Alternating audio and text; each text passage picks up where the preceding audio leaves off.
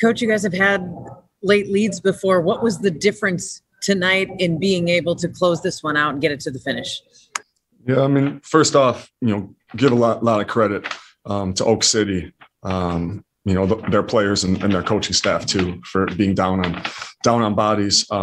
They played really hard, and that's how it goes sometimes. I mean, everybody's NBA players in this league, and everybody, is just looking for opportunities. So, it's our guys. I thought we executed better down the stretch, when we needed to. That the last play, was executed to, exactly what we wanted to get in terms of, matchups, in terms of, our action, and then, trying to get where, we could get close to a last shot. So then I just thought we stayed together through the ups and downs. What was the reaction, not only from you, but from the bench area when Diallo missed the three and that you got this one? Yeah, I mean, it's hard to win in this league, so you're happy. But, I like to try to keep the same mindset, win and loss, when you win, when you lose, and that's, judge the performance. And there's still a lot of things that we could have done better. And, I feel we need to come out with a heightened sense of urgency in a lot of ways, especially in a situation like this. So, there were things that I wasn't pleased with, and I think that locker room would tell you the same thing, things that we can improve upon. But, it's hard to win this league. So you always enjoy wins, but you're not satisfied. John and then Chris. John, go ahead. Hey, Ryan, just what did you see to make you go to Jaden coming out of the half for Josh there? And I mean, just in general, did it seem like this starting group was having a hard time kind of getting moving tonight? Yeah, it did. And, I liked what Jaden was doing defensively. He wasn't, scoring. I thought he got some good rhythm shots, but defensively, I thought that he was a guy that was impacting the game. And at that point, that's kind of what we needed. And, you look, he plays 28 minutes and he's a plus 20, didn't score. I mean, sometimes that's what happens. And for a 19-year-old to do that, that's a credit to him, for staying ready too.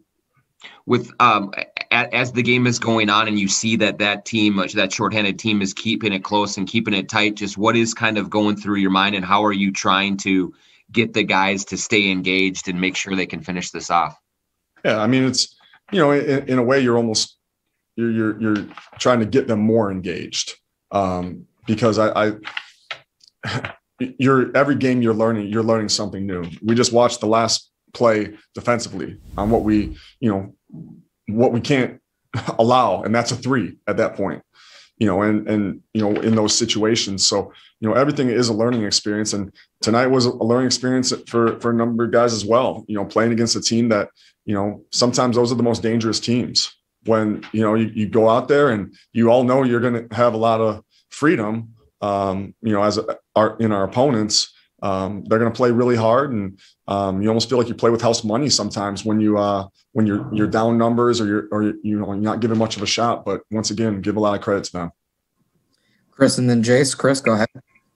Ryan, we saw Jalen kind of limp off there early in the fourth quarter. Any early word on him? Yeah, it sounds like he's going to be okay, but we'll see how it responds. But it sounds like he was okay.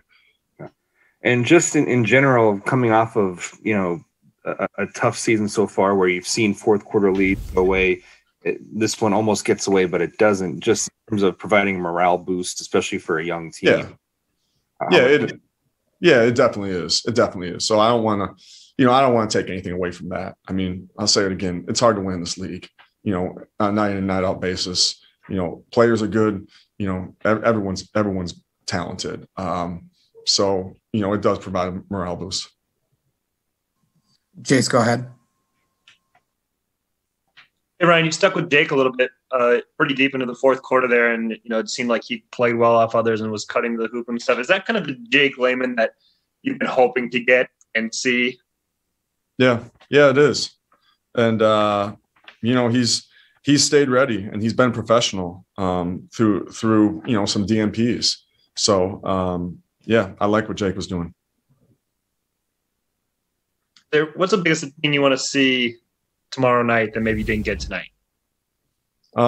Just a level of engagement from the start in terms of, game plan, being aggressive, not settling offensively, executing, doing everything at an optimal pace on the offensive end, and using our basketball smarts. I thought that we didn't do that early on, and then we went back to having 17 turnovers. I don't like that, so we got to clean that up. I will go Dane and then JC. Dane, go ahead. Ryan, you talked about after the last game that maybe you wanted to, in hindsight, have a little bit more diversity in your offense down the stretch of that game. Did you feel that you got that tonight in the fourth quarter here, where it feels like these games when they're close for you guys, it's a little bit more static, right? Like where it's one possession at a time. Do you feel like you're passing the baton there well?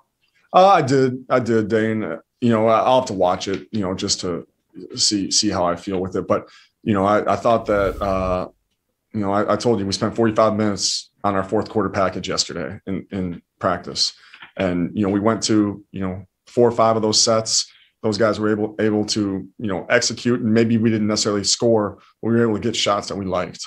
And then late in the game, I mean, hey, D'Lo's been a big shot maker his career, and I got a lot of confidence and faith in D'Lo.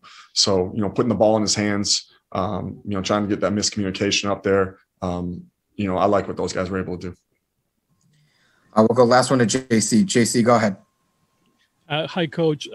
Could you talk about how do you see Ricky Rubio, his evolution in the last few games, and how far is he from where would you like him to be?